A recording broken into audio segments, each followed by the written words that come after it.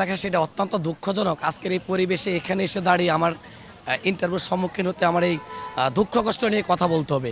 এই যে বিপিএলটা আসলো আসলে প্রত্যেকটা ক্রিকেট প্রেমীর এই চেয়েছিল যে যথাসময়ে টিকিটটা তাদের হাতে পেয়ে যার যার জায়গা মতো সিরিয়াল মতো তারা গ্যালারিতে প্রবেশ করবে।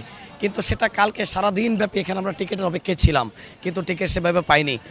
শুধু মুখে বলে যে অনলাইন দিচ্ছে প্লাস মধুমতি ব্যাংকে দিচ্ছে, কিছু সময়ের জন্য দেয়, আবার সার্ভার প্রবলেম।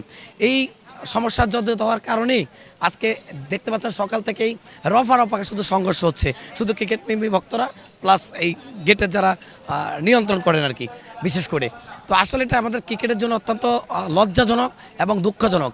আমি একজন টাইগার আকাশ ক্রিকেট ফ্যান হয়েও আমি বিশেষ করে এই পর্যন্ত এখনও ঢুকতে পারিনি।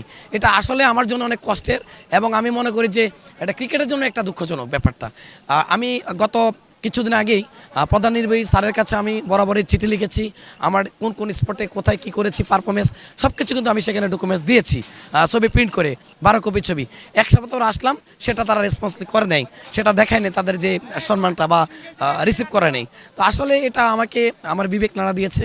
আমি জানি না ওদের ভবিষ্যতে আমি এই স্পোর্টসকে, বাংলাদেশ প্রিয় টিমকে এভাবে সাপোর্ট দিয়ে যেতে পারবো কিনা। যেভাবে পরিস্থিতি, যে আচরণ, আসলে গেজেকার সারসি একজন বলে যে ভিতরে ঢুকে দেন, আরেকজন বলে যে না ঢুকানো যাবে না।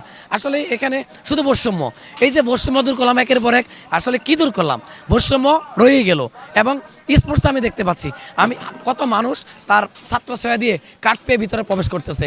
আমি একজন জেনুইন ক্রিকেট লাভার ফ্যান হয়েও আমি ভিতরে প্রবেশ করতে পারিনি। এটা আমি মনে করি আমার জন্য না, পুরা ক্রিকেট প্রেমী 18 কোটি জাতির জন্য লজ্জাজনক।